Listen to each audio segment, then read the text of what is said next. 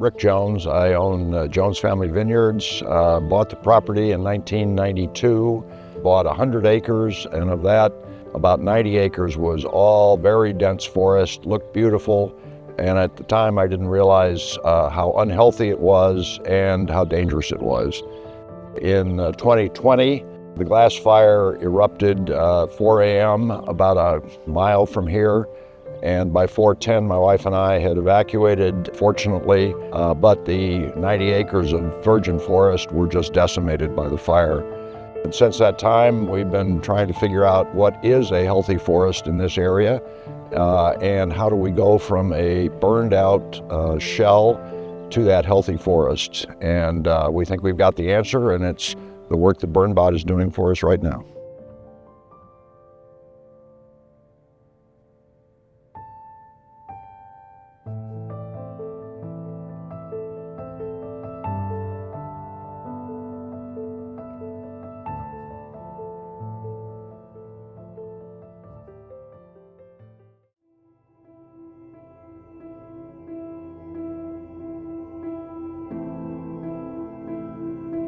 We're working on a burned forest so that most of the trees are charred. They are a combination of oaks, firs, madrones. With 100 acres, it's really hard to get this job done unless you have a group that has resources and capabilities.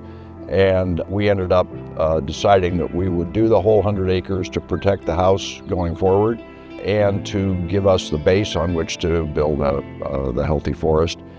The way that BurnBot guys approached this was really scientific.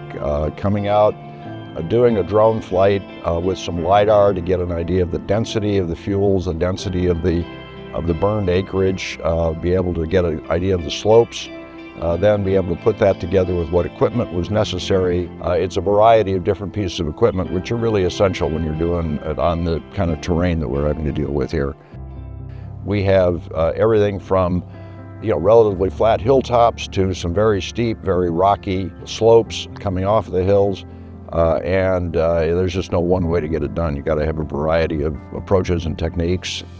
The ability to get into tough places, the ability to get there with either a large piece of equipment to do a lot at one time, or the remote controlled equipment to get into steeper slopes and into some really tighter spaces.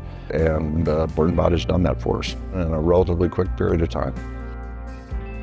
I can't say enough for the way that you guys have done the job. It's been wonderful. We didn't really know the extent of our land holdings until we actually started this clearing process, and we all of a sudden realized what we've got out there. There are some beautiful hiking trails that we didn't know were there. We couldn't have gotten to them because of the overgrown forest that was there.